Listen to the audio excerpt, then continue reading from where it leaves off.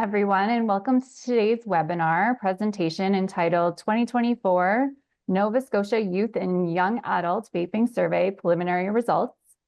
My name is Selena Degano, and I'm a Senior Program Specialist for Comprehensive Tobacco Control here at Public Health on Ontario, and I have the pleasure of co-moderating today's session with Lacey Sutherland, who is Smoke-Free Nova Scotia Coordinator. Before we move forward with the presentation, we would first like to respectfully acknowledge that we are all participating today on traditional lands of many nations, which they have inhabited from the beginning. As settlers, we're grateful for the opportunity to live and meet here, and we thank all the generations of people who have taken care of this land for thousands of years. I would like to acknowledge that I am participating from Toronto today on the traditional territory of many nations, including the Mississaugas of the Credit, the Anishinaabe, the Chippewa, the Haudenosaunee, and the Wendat peoples, and is now home to many diverse First Nations, Inuit, and Métis people. Please join me in acknowledgement and respect of all Indigenous peoples, their life journeys, and worldviews. I would also like to acknowledge that any reference to tobacco in the webinar refers to commercial tobacco use, which is not associated with sacred and traditional uses of tobacco, which Indigenous peoples have been using for thousands of years. Traditional or sacred tobacco differs from commercial tobacco, both in the way that it is harvested and the way that it is used in ceremony and prayer, often for healing and purifying. So now I'd like to pass it over to my co-moderator, Lacey, to introduce our speaker and give a bit of background on the work that will be presented today. Thanks, Selena. Hello, everyone. Welcome. My name is Lacey Sutherland. I am the coordinator for Smoke-Free Nova Scotia, and we are a provincial organization committed to the reduced use of tobacco industry products and their harm in Nova Scotia. I'm really excited that Miles was able to join us today to discuss the 2024 Youth and Young Adult Vaping Survey. I won't go into it too much, but this is a follow-up survey to the 2019 Youth and Young Adult Vaping Survey that happened in Nova Scotia and then expanded nationally in 2020 and 2021. We wanted to examine whether the legislation from 2019 and 2020 had an impact on youth and young adults' perceptions, attitudes, and behaviors, as well as their purchase products as well. But I'll let Miles get into that a little bit more. So it's my pleasure to introduce our speaker for today's presentation, Miles Davidson. Miles is a PhD student in psychology at Carleton University. Despite his background being in forensic psychology, Miles is regularly involved in tobacco and vaping research since 2018. His most notable contribution to this area was his involvement in the 2020 Youth and Young Adult Vaping Project, a nationwide research project that sparked legislative change in several Canadian jurisdictions. To date, Miles has co-authored more than a dozen peer-reviewed publications and has received several financial awards relating to his research, including 2 Canada Graduate Scholarship Awards, the Nova Scotia Graduate Scholarship, and the Scotia Scholars Award. Thank you, Miles, for joining us today.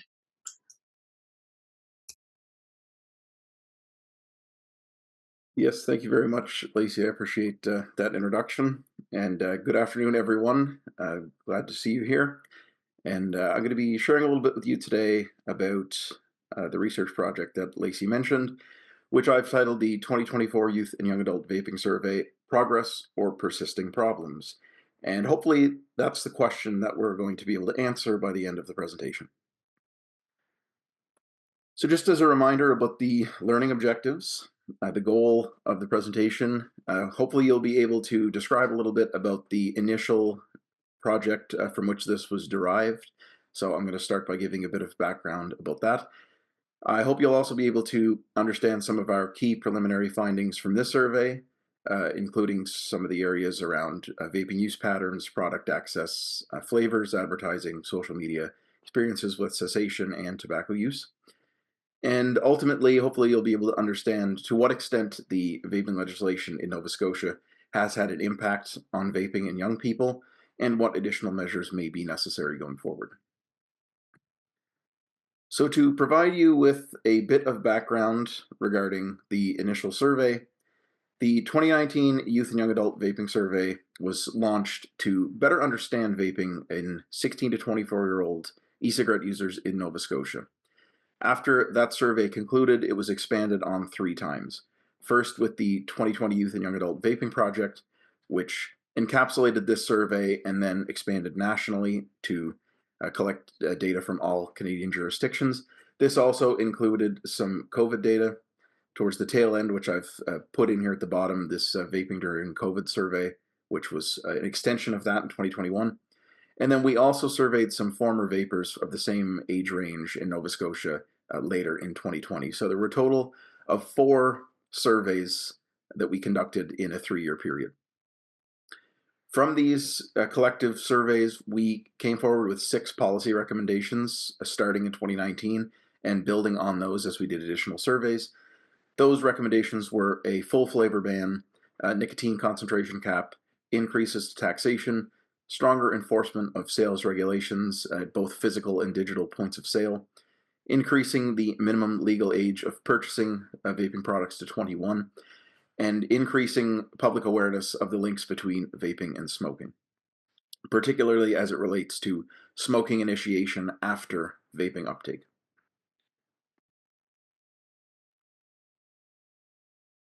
In April 2020, Nova Scotia became the first province to enact sweeping vaping legislation, and the legislation they introduced included this full flavor ban, accepting tobacco flavors, a nicotine concentration cap of 20 milligrams per milliliter, increases to taxation on vaping products, and licensing requirements for vaping retailers. And if we take a look at the CSTADS data from the most recent 2 surveys that they did, we can see that past 30-day vaping prevalence among young people in Nova Scotia went from 37% in 2019 to 33% in 2022. So a slight downwards trajectory. And I will be curious to see when the most recent CSTADS results are released, hopefully in this coming year. We'll see if that number has changed again in 2024. But despite these downwards trends that we're seeing in the vaping behavior, it really remains largely unknown if Nova Scotia's vaping legislation has had a real impact on vaping in young people. So the purpose of the survey I'll be talking about today was 4-fold. First, the goal was to collect follow-up data from the 2019 survey and make some direct comparisons in trends. Second, we wanted to collect data on some previously unassessed aspects of youth and young adult vaping. So an example of that we asked about here in 2024 that we didn't in 2019 was nicotine pouches, which I'm sure many of you are curious about. Third, we wanted to make some inferences about the effectiveness of the legislation. And then finally, we wanted to take this and determine what key areas were in need of further attention from both policymakers and advocates. So the method we employed an online Qualtrics survey where we collected responses from 380 youth and young adults. And as was the case in 2019 and 2020, youth were those aged 16 to 18 and young adults were those aged 19 to 24. A little bit of a breakdown of our group. So we had 68 youth and 312 young adults. And I mentioned earlier that back 5 years ago, we did a 2019 survey and then we did a follow-up where we collected responses from former vapers. Here in 2024, we've combined those surveys together. And to give you a breakdown of those numbers, 279 were current vapers and 101 were former vapers. And these were individuals who had been quit for at least 24 hours without having a vape attempt. We asked participants various questions about things like their vaping behavior, product information, expectancies, and so on. And I'll be talking about each of these categories as we go through the results.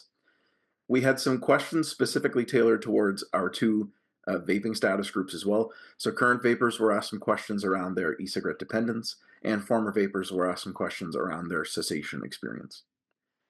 And ethics approval for this study was provided through Dalhousie University. The advertising for the study was done primarily on social media, and the platforms that we put most of our attention on were TikTok, Facebook, and Instagram. I've got an advertisement of an example of an advertisement on the right, which I'll play you here in a moment. But the advertisements were both in the form of short form videos and still images, which differed from 2019 because these short form reels were not really a thing back then. So we chose to take advantage of this newer form of content, and we put most of our focus into using these short form videos. Anybody who clicked the link in the advertisement was redirected to Lung NSPEI's website where they could read a bit more about the study. And at that point, if they chose to go through with the study, they would click on an additional link, which would redirect them to Qualtrics. And anybody who completed the survey was entered into a draw for one of four $250 Amazon gift cards. So here is just a quick example of one of the reels that we used in this study.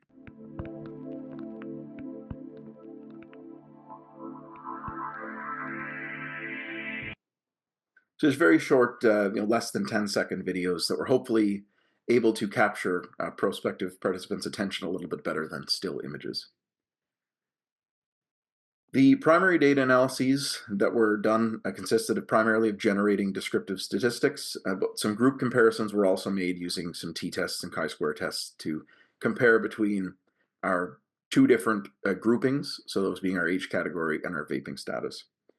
In the future, some content analysis is going to be done on some of the open-ended questions, such as participants describing the content of advertising that they've come across, but that is something that will be done in the near future and has not been done yet. In total, 3 waves of data analyses were done, so there was a full sample analysis, and then 2 different sets of analyses split by our study groups of interest. And now we're going to get into the results. So we'll cover each category of results one at a time. As some preliminary information, if there were any differences on any of the outcomes by any of the study groups, those will be explicitly mentioned. And if they're not mentioned, then you can safely assume there were no differences between groups on the variables I'm discussing. I will also be explicitly highlighting where trends differ from 2019 and 2020. So if you don't see a mention of that, then you can assume that the trends are similar from 5 years ago. So for the demographics, we had about 70% of our sample that reported they were female. About 75% were currently employed, and most of those that were employed were young adults, which is probably not surprising. In terms of substance use, we found that just over 75% had reported alcohol use in the past month, and about 64% reported cannabis use in the last month.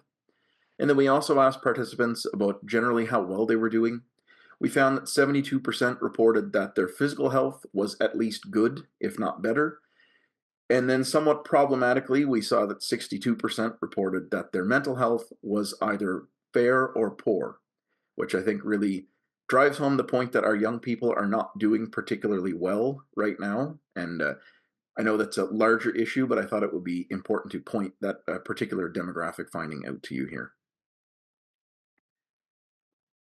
Now for the vaping behavior, and this contains things like age of onset, parental knowledge of vaping, specific usage patterns, those kind of things. We found the average age of onset was about 15 and a half years old, and we found current vapers and youth started significantly younger than former vapers and young adults. In particular, we're seeing youth starting here on average as young as 13 years old, which is significantly younger than young adults who are starting at about 16. Now, I'm personally uncertain what to make of this finding, but at face value, it certainly appears as time is going on, the age of onset is slowly shifting younger and younger. We would have to do a little bit more to pick this finding apart, but at face value, that appears that may be potentially what's happening here. For our youth participants, we found that half of them reported their parents were aware that they vaped. In terms of strongest influence to start vaping, we found that friends was the most often reported influence, and this was, interestingly enough, significantly more frequently cited by our former vapers, which may be suggesting some shifts in the importance of the social aspects of vaping. But once again, a little bit more work would have to be done to disentangle that finding a little bit. The average spending per week on average was about $28, which is notable because it's basically twice as much as what we found in 2019, which was an average of just under $15. And at face value, this appears that potentially taxation is, at the very least, having an impact on the spending that people are doing. And the source of money for vaping products was primarily through jobs. And as I mentioned with the employment status, this was primarily reported by our young adults, whereas our youth were primarily getting their money through an allowance. In this table that I'm about to reveal to you here piece by piece, I'm going to describe the actual vaping use patterns for our participants.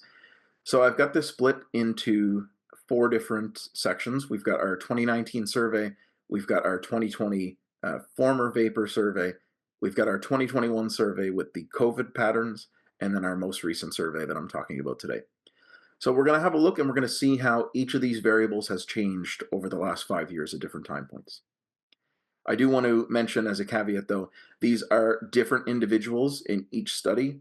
So we are not following the same people and seeing how they change. We're just looking at a kind of a population level. These are the changes we're expecting to see across the board based on how we've sampled. In 2019, we saw days vape per week sitting at just over 5. With about 23 vaping episodes per day. So those are times where you take your vaping device out to use it. That's what we define as a vaping episode. And puffs per episode was about 7, and that's the amount of times you use it after you take it out before you put it away. In 2020, we asked the ex-vapers before you quit, how often were you using it? And we see some fairly similar numbers here trending slightly upwards. So at about 6.5 days vape per week, 29.5 episodes per day, and about 7 puffs per episode again. Then in 2021, we asked people before the pandemic, how often were you using it? And then after the pandemic began, did your usage change? And what we see here is very similar numbers again to 2019. So between 5 and 6 days vape per week, in the range of 20 to 25 episodes per day, and 5 or 6 puffs per episode. I will mention this as an aside, the vaping episodes per day did decrease significantly from pre to post pandemic in this sample. But the question really becomes, have these numbers remained consistent, or have they done what we see post pandemic, and have they continued to trend downwards since the mid to late 2021? Unfortunately, what we're seeing in our current sample is not what we would hope, and we're actually seeing our numbers return to pre-pandemic levels, and in some instances actually going beyond those numbers. So we're seeing for days vape per week, that has increased back to around every single day per week, roughly.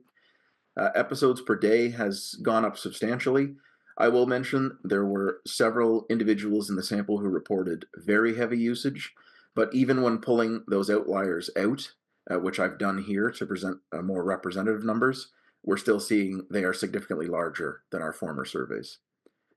And the puffs per vaping episode, those have gone down a little bit compared to previous numbers, but overall I think the pattern we're seeing here is that at the very least, the usage patterns have not changed in 5 years, and at the worst, they have potentially gotten more severe. And I'll note as well that in our current study, our current vapors had more vaping episodes per day than the former vapors did, which at face value may suggest that the frequency of usage is related to how easy it is to successfully quit. But we would need to do a little bit more research to support that finding.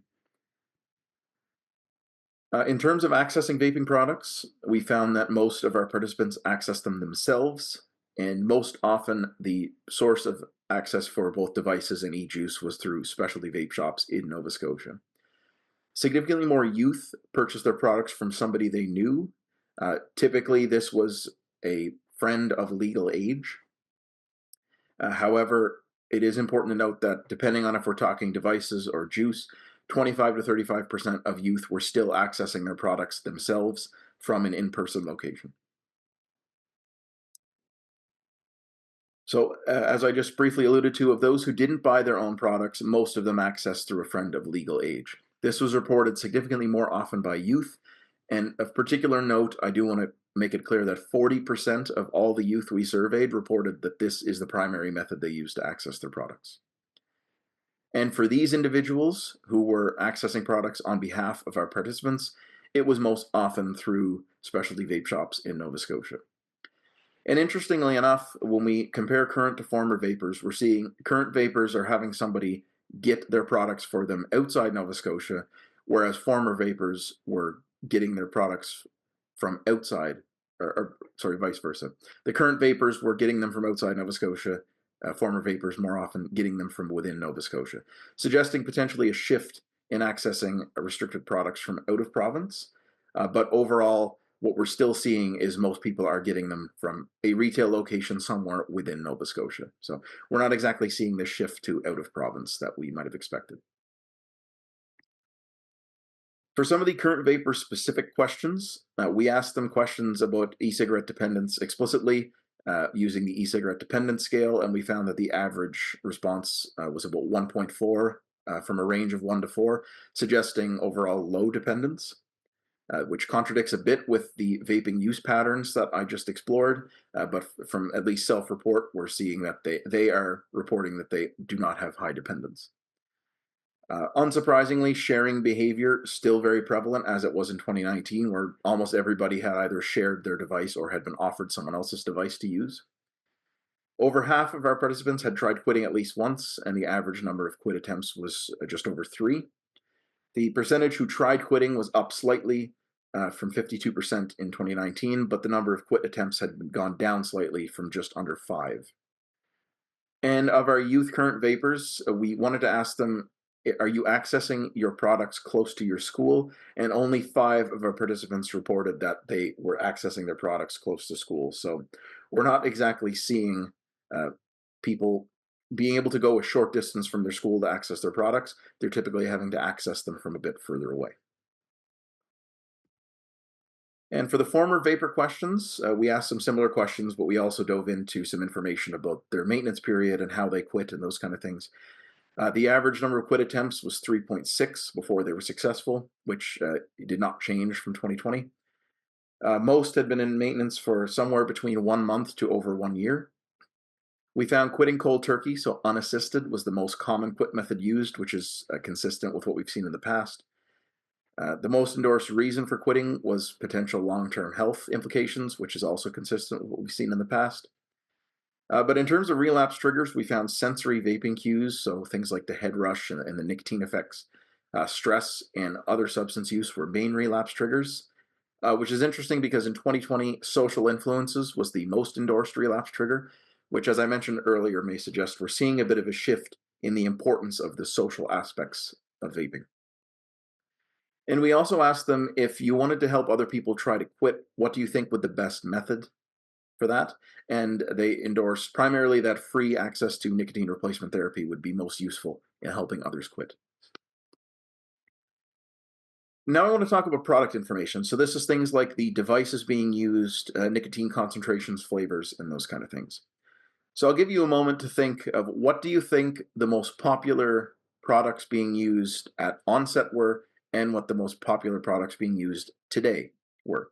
So for devices, what might not surprise you is that we are seeing pods were most popular at initiation. So about half of our sample reported that they most often use pods, so things like the Juul device.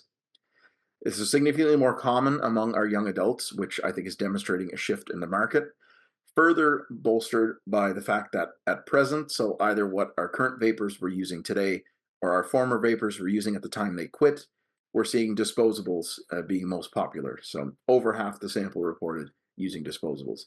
This is particularly notable because disposables were relatively unavailable in 2019. So we're seeing a significant shift away from the pods and into using arguably the more discrete products such as the disposables, which when you're finished with, instead of replacing parts of them, you replace the entire thing. This is just a very crude pie chart of popular brands. I've never been one to go overboard on the visuals, so this is as crude as you're going to get. But the key takeaway from the pie chart here is that we have our 5 largest market competitors making up 70% of the market share according to our sample. Stilf being the largest player here at about 33% of our participants reported that was the brand they most often used. And then this 30% piece over here, which is other, consisted of 42 distinct brands, which were typically reported 5 times or less on average. So the key takeaway here is that we really have 5 brands that are the main players currently, at least within our sample. For nicotine concentration, we saw that 87% of our participants reported they used nicotine at uptake, and 91 were either currently using nicotine or were using nicotine at the time they quit.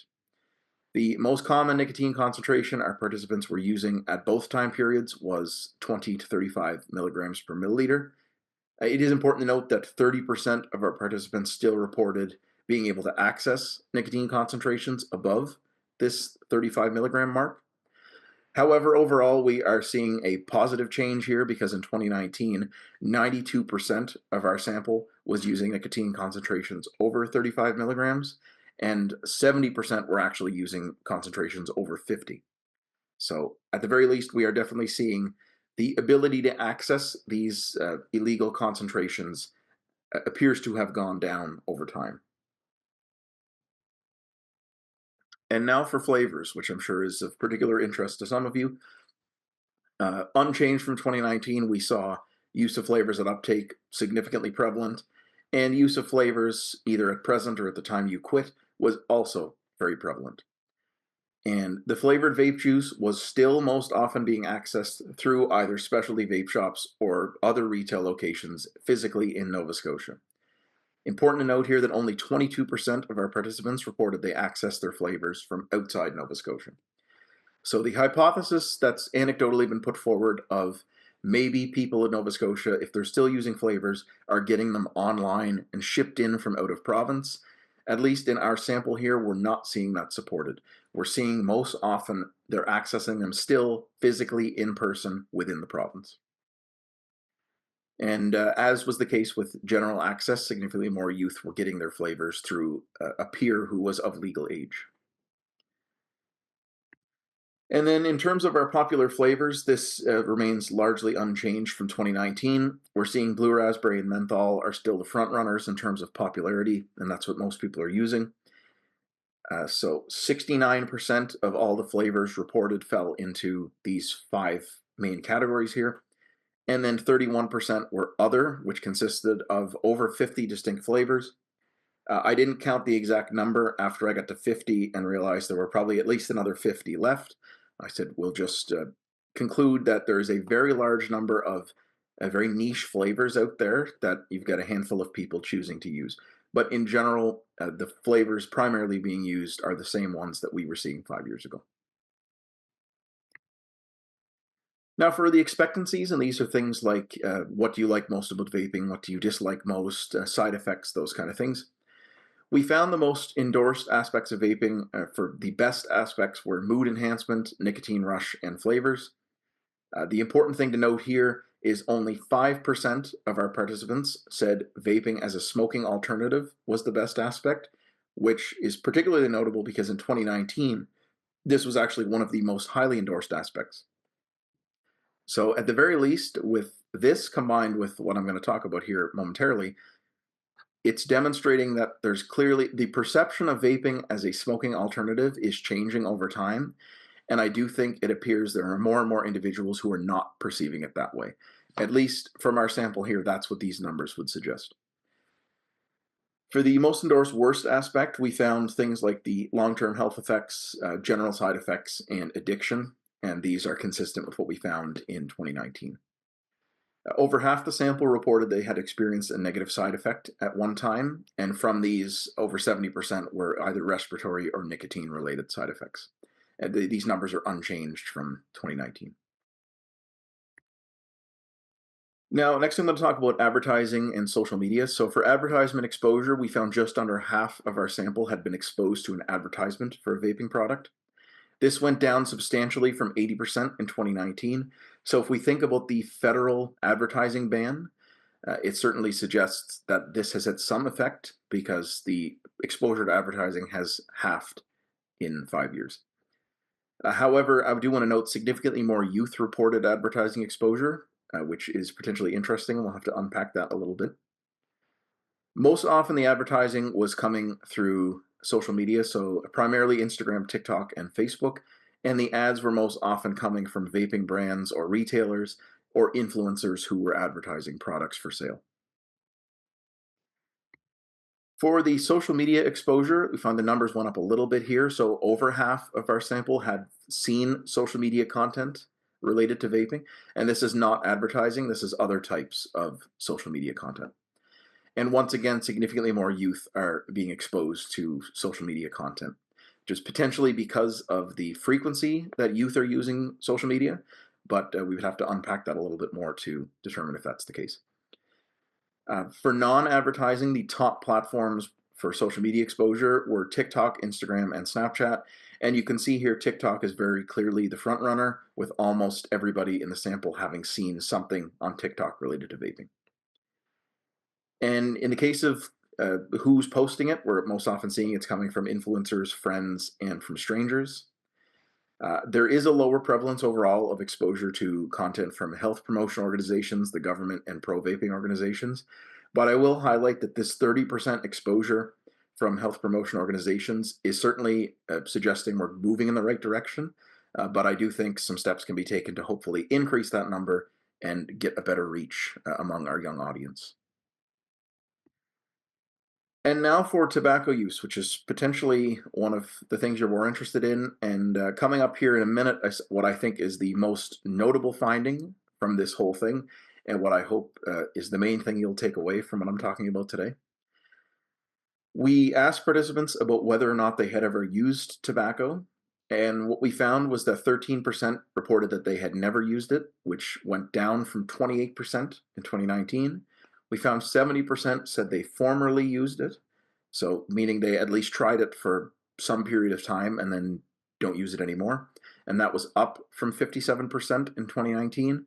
And then those who currently used it remained relatively unchanged from 2019. Most often, these individuals who had tried or were using tobacco were using cigarettes, and that was almost everybody. The average number of cigarettes smoked per week was 21, and this went up very slightly from 18 in 2019.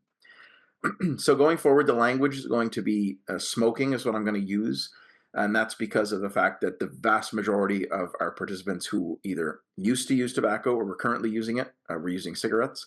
So for the sake of simplicity, smoking is the terminology that will be used going forward. But we asked participants about the temporal relationship between smoking and vaping. So when did they start smoking in relation to vaping? And if you're going to take away anything from this presentation, it should be the content on this slide right here. So 32% started smoking before they started vaping. This was less than half of what it was in 2019, where we saw it was 66%. 26% started smoking and vaping at the same time. This was up a little bit from 15% in 2019. And then most alarmingly, we found the largest proportion of our participants, 42%, started smoking after they first started vaping. And this over doubled from 2019, where it was 19%. This suggests overall that, once again, as I mentioned before, this idea of vaping as a smoking cessation aid, we're seeing the perceptions of it as such a tool shifting instead towards something else. And these numbers at the very least suggest that the hypothesis about vaping as a gateway to smoking, at face value from the numbers we're seeing here, appear to be supported. And we're going to talk a little bit more about that. But from our current vapors, we're seeing significantly more started smoking after vaping compared to former vapors, and vice versa. We're seeing former vapors started smoking and vaping at the same time more often than the current vapors. So as I mentioned, this is suggesting that while former vapors might have been using vaping as a way to quit smoking, we're seeing our current vapors potentially using vaping as a gateway to smoking, which is further illustration of this idea that the perceptions of what vaping is for is shifting as time is going on, further away from what has been argued as its intent and its purpose, which is to be used as a vaping cessation, or smoking cessation aid. Of those who were currently using tobacco and who started smoking first, we found that 50% of them said they had tried vaping to quit smoking. And from those formerly using tobacco who started smoking first, we found 60% reported that they had successfully used vaping to quit smoking. But for the rest of our groups, so for those who either started smoking at the same time or after vaping, we found curiosity, peer pressure, and quite alarmingly, cigarettes being more accessible were reported as the main reasons for doing so. And significantly more former vapors reported peer pressure and accessibility of cigarettes as the main reason compared to our current vapors. So the key takeaway here is that curiosity and peer pressure we might expect, but accessibility of cigarettes is not something I was anticipating seeing, especially the percentages being this large. So it certainly suggests that if we're going through efforts to make e-cigarettes less accessible, it's very important that we are making those same efforts with traditional cigarettes as well. We also asked people if they knew of somebody else who had started to smoke after vaping, and we found that over half reported that they did, and this was up 31% from 2019. The main reasons given from the knowledge our participants had was that these people had done so because either cigarettes were more accessible, another alarming finding that they cost less than e-cigarettes, and also for curiosity. So once again, we're seeing this idea of cigarettes being more accessible, but now we're also factoring in this idea of cigarettes costing less.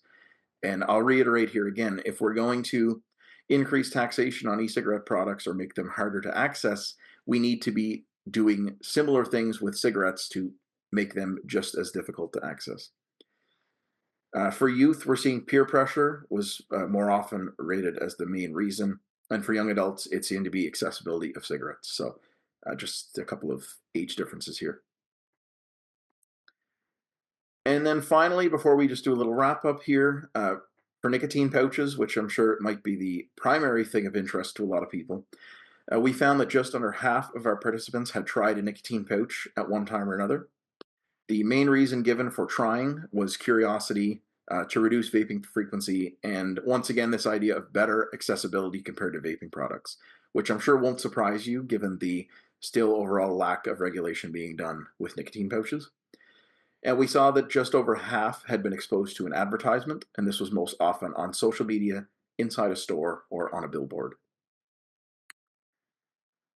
So to summarize, and to really answer those questions that I posed in the title of the presentation, has the legislation worked? Well, we'll take a look at the three pieces of Nova Scotia legislation that we can evaluate. We're not going to look at the licensing because that's not something we've directly measured here. And then we'll also just briefly reiterate the advertising. For the flavor ban, I think our results here very clearly indicate that no, it has not. We asked participants directly if each of these pieces of legislation had an impact on their vaping. For flavors, we saw 76% reported it did not. And overall, what we're seeing is the prevalence of flavor usage really has remained unchanged in the last 5 years. And from the accessing data, we're seeing that this idea of flavors being accessed from out of province is largely unsupported, as most of them are still getting their products physically in person in Nova Scotia. For the nicotine cap, we're seeing certainly somewhat of an impact. So while 71% said it didn't impact their vaping behavior, we're definitely seeing a lower prevalence of individuals using those 50 and 60 nic devices that compared to what we saw in 2019. However, we're still seeing many of our individuals are still able to access these concentrations. So there's definitely a little more work to be done, but at least we're on the right track with this one. For taxation, I've argued no. I don't think this has really done anything. 70% reported that it had no impact on their vaping behavior. And while we are definitely seeing an increase in spending in the last 5 years, if you'll recall back to earlier in the presentation, I said that number about doubled in 5 years. I would argue that the only thing really that's changed is that the spending has gone up. We're not really seeing a decrease in usage or a change in the patterns. We're instead seeing participants are more willing to continue to spend that money. So it really has not deterred them. It's just shifted the amount that they're willing to spend on their products. And related to this, the lower cost of cigarettes and accessibility were frequently being reported as a reason for smoking after vaping.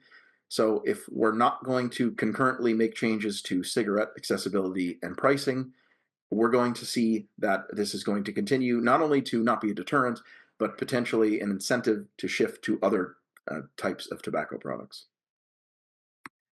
And for the advertising ban, once again, we're definitely seeing somewhat of an impact. While 89% reported it didn't have an impact on their vaping behavior, we're definitely seeing that the exposure to advertising has gone down significantly over time. But the ads are still reaching youth more often, and so we need to take a look at that and figure out what we can do. It clearly has to do with social media and particularly the reach that influencers have. So that will be one area to focus on going forward in terms of our young people specifically. So what do we do now? What's next? Well, I've got 5 ideas for what we do going forward. So first of all, we can analyze some of our findings a little more in depth. So in 2019, we did some gender differences analyses. So we might start by doing that. We also are going to expand the scope of the survey to be national, which we're in the process of doing right now. Related to this, if we can get some good data from PEI, I'm particularly curious to evaluate the impact of age 21, because at the very least, I think what the findings of this survey have shown with respect to accessing products, this idea of our young people using legal age peers to get their products is still very much a thing. And I think if we can show that that is not happening in PEI, we might be able to infer once again that age 21 is potentially the most important piece of legislation that we can introduce. That was at the very least our position 5 years ago. And from the numbers I'm seeing here, remains to be the position that we really need to push for age 21. And hopefully if we can evaluate the impact of that in PEI, we can have stronger evidence still to advocate for that. Related to that, we do need to continue advocating for additional measures, and we also need to close the gaps in the legislation, both through this advocacy and through better enforcement of what we currently have in place. Just a few limitations before we close. The sample size was a bit smaller than we anticipated, so we hope to have more participants, but due to a few different limitations, this is what we ended up getting. From the numbers you saw, you could see there were significant overrepresentation of females, of young adults, and current vapers. However, the group sizes were all still large enough to make meaningful conclusions. However, some small group sizes are going to prevent some certain nuanced analyses. So for example, if we want to split by age and vaping status simultaneously, there are very few youth former vapers, so we wouldn't really be able to do much with those kind of analyses. But that will be everything for me. So I certainly hope you learned something today. And for whatever work you do, whether it be advocacy, whether it be policy, whether it be research, hopefully you can take these findings and use them to build on whatever work you're doing. We're all here to work together and hopefully continue to make some positive changes. But hopefully this demonstrates to you that, at least in Nova Scotia, we definitely still have some work to be done. So I will now take any questions you have. I'm going to pass it over to Lori, I believe, for questions. And please, happy to answer those if you have any. Hi, Miles. Yep, thanks so much for your presentation. Miles, I had a quick point of clarification. A number of the members that are attending today's session are from Ontario, and you spoke a lot around access and differencing access to vaping versus tobacco or products, specifically cigarettes. I'm wondering if you could speak to if there's any specific retail environment restrictions or differences between the two products in Nova Scotia that might make tobacco cigarettes more accessible than vaping products. That's the thing, none that I know of, because I know that in terms of at least point of sale, things like point of sale advertising, where the products are kept and those kind of things, most often we're still seeing that, you have your signage on your buildings with your, in Nova Scotia, at least 19 plus to access the products. You have products being kept behind the counter, needing to be in some sort of a locked case. And it is my understanding that both vaping products and cigarettes are supposed to be stored in the same way. So there are no face value reasons I can think of that explain this accessibility data that we're seeing.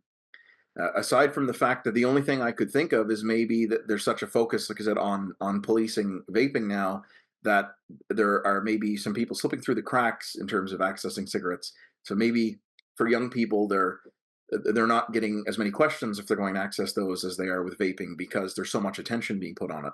But I'm really not sure, and I do want to dig into that finding more, because there's clearly something going on, but it can't be inferred, at least just from the numbers. We're going to have to dig a little bit more. Great, thank you. Lacey?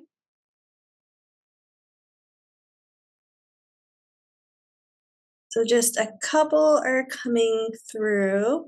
The uptake in cigarette use, is it contraband cigarettes or legal cigarettes? Miles, did we ask for clarification on that? We did not know, but based on just data we've seen elsewhere as well, I would infer that it is legal cigarettes. I don't believe the prevalence of contraband cigarettes is overly high for youth. I don't have those numbers here, But just based on things we've seen in the past in former surveys, I would comfortably infer that it is legal tobacco. Miles, can you just go into a little bit more on how we did our recruitment to filter out participants through social media to ensure that we had real participants and not bots? Yeah. Yes. Yes. So the purpose of the first of all the landing page hosting the link to the survey, that was something that we had done in the past as a potential deterrent. So in order for bots to access the survey that way, they would have to first go to the landing page and then find a second link that was embedded there. So instead of allowing them to access it directly from the advertisement, we forced them to head to a landing page first. So that was a preliminary thing that we did. But in addition to that, in Qualtrics itself, there are several different ways that you can build in bot protections. So we had things like honeypot questions. We had things like the CAPTCHA and the reCAPTCHA. Both of those were done. Qualtrics themselves have background monitoring, so they evaluate each participant and they provide you with an overall likelihood that the response is good. And you can also exclude based on their conclusions as well. And then in addition to that, we also had several attention check questions that varied in difficulty.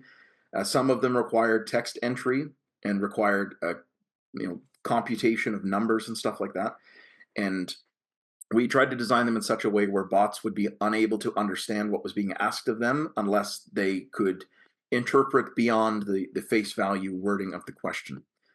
So we didn't have to exclude too many people, but with the combination of all of those methods, we are fairly confident that everybody that was excluded was not a real person and everybody retained was a real person. So we have definitely learned from the past, and I know I've done many online surveys and over the years consistently tried to build on methods being used to make it harder and harder for illegitimate responses to make their way in. Thanks, Miles. Miles, do you recall if any of the respondents reported using tobacco-flavored vapes? Yes, so that would be in the, I'm just going to quickly on my own slides go back. So in terms of the flavors, so tobacco would have fallen into the other category. Yeah. So yes, there were some, but once again, it would have been, overall, it was less than 5%. And based on just the overall numbers, it was somewhere probably around 1% total.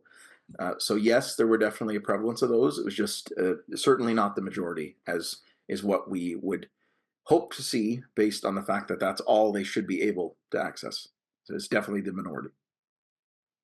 Miles, there's also a question / interest on what was the name of the survey platform that you used to help weed out the bots, because many people are having challenges with that. So Qualtrics is what we use. So I've been using Qualtrics since 2017, maybe. I think they have a great platform. They've come a long way in terms of their bot protections, and like I said, they have a lot of back-end things built in that you can access to hopefully reduce the likelihood of bots getting in. Overall, though, I don't know if there's really a blanket solution to that issue. Qualtrics is a good start. I do think they do a great job dealing with the bot issue, but at the same time, it is necessary to do some things on the survey building side to get rid of bots as well. So I encourage those doing online surveys who are looking for some additional assistance. Take a look at the academic literature. There have been some articles published on this recently, talking about how in designing your survey, you can build in bot protections that go beyond the software itself. And those would be some things I would encourage you to do. Not to rely just on the survey platform, but also to take some initiative yourself to build the survey around trying to prevent bot infiltration. Great, thanks. The other question was, so if flavors are banned in Nova Scotia, how are individuals getting access to flavor products in person? So I know you mentioned the online sales piece. Yes. Was there any other findings from the survey or that the participants responded with that gave any more context to how they accessed flavor products? None directly from the survey, but I can give you some information that I have from a former project. So last year, I did a 5-year retrospective study on tobacco and vaping in Nova Scotia, and I had the chance to speak to public health officers in Nova Scotia, and from them, I've been told that they're accessing them the same way that they would have before, with just some additional safety measures put in place by the retailers. So there were really two main ways this was being done. Either the products were being advertised falsely in terms of their appearance, so they were being packaged in non-flavored um, packaging, despite the fact that they were, or more creatively yet, what was most often happening from their perspective was they would receive a shipment from a retailer of packages that were labeled as various types of tobacco, so just variations of tobacco flavor. And the retailers behind the counter would have a cheat sheet saying that so tobacco 1 is blue raspberry, tobacco 2 is strawberry, and those kind of things. And through exposure, the purchaser becomes aware of which type of tobacco is which flavor, and they can then communicate with the seller, say, I would like this type of tobacco here, and that's how they're getting the flavor. So they're not getting them as simply as walking in and saying, I would like blue raspberry. There are extra hurdles they need to go through, but the hurdles are clearly not significant enough to prevent them from getting them. So the short answer to that is pretty much in the same way they were doing before, just going in and in a roundabout way asking for them. Thanks, Miles.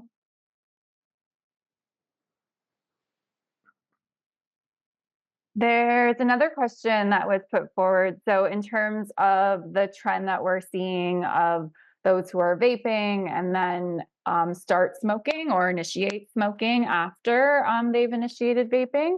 So there have been estimates using modeling in Ontario as well as California, and how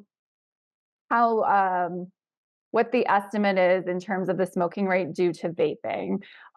Did you do any of that kind of look in terms of Nova Scotia, of like the amount of people who are using tobacco or smoking cigarettes, and what, I guess, an estimate attributable to those that vaped first? So that's not something that I don't think we've done that in the past, and not that I recall. And I know I didn't do that in this case. So I will echo again that despite the amount of things I've presented, these are still technically preliminary findings. But that is definitely something of interest to me, and very clearly of interest to others as well.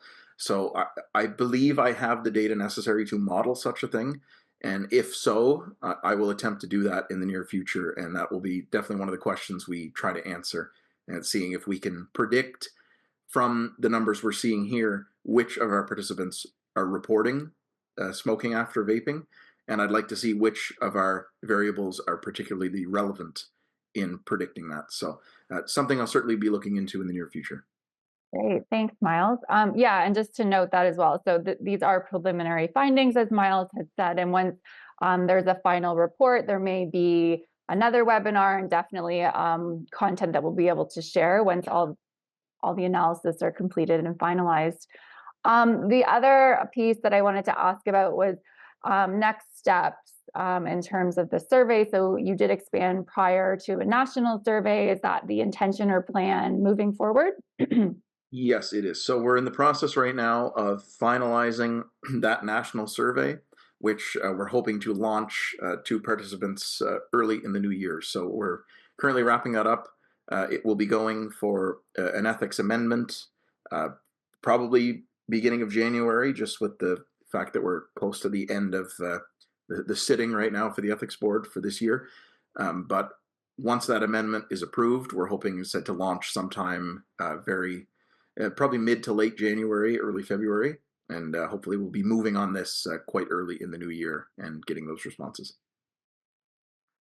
Thanks, Miles. Yeah, no, so really excited about our expansion as well. One question did come up. Do we think that the participants were a representative sample of the population?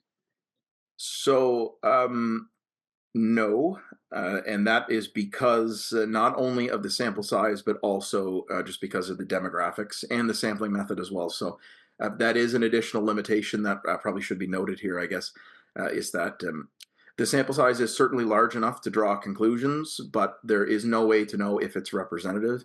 And it certainly would suggest it's not based, like I said, on on the skew of both the gender and the age categories. So that is one additional thing to keep in mind. While the group sizes were large enough to draw conclusions, it would certainly, I would employ a little bit of caution if generalizing to say that these findings are representative of Nova Scotians as a whole. Thank you. And one more question. Can we just provide a little bit more context around perceived health and mental health and vaping and reasons? Be able to go into that a little bit more? So the physical and mental health demographic questions, those were more general questions that we ask just to get a gauge of where participants are. So they're not specifically linked to vaping, but I guess what I could infer from that is that it is, of course, well established that substance use is a very prevalent coping motive for mental health concerns. So I wouldn't be comfortable concluding that those vaping in our sample are doing so because of mental health, but from the findings we have here, like I said, peer pressure, social influences, those were not the primary reasons for using. Instead, I said we found mood enhancement was actually the main reason endorsed for using it, which was a distinct finding from 2019. So once again, at face value in our sample, it does appear there may be a link between using vaping as mood enhancement and those very high prevalences we're seeing of either fair or poor mental health in the sample. So we'd have to dig into that a little bit more, but I think we've done some research in the past. We published an article back in 2021, maybe, looking at substance use, coping motives and vaping patterns. And we definitely did see using substances for coping was significantly related to vaping use patterns. So if those findings hold true now, I think that would definitely potentially explain why that mood enhancement was particularly notable for a lot of our participants, especially given the high prevalence of poor mental health that was reported in the sample. Great. Thanks so much, Miles. I just wanted to wrap up just recognizing the time. So thank you again, Miles, so much for presenting today and answering questions. I would also really like to thank Lacey for helping me co-moderate today. And a huge thank you to our events team behind the scenes and to all of you who joined us today on today's webinar. And wishing you all the best for the remainder of today. Thank you again for attending. Take care.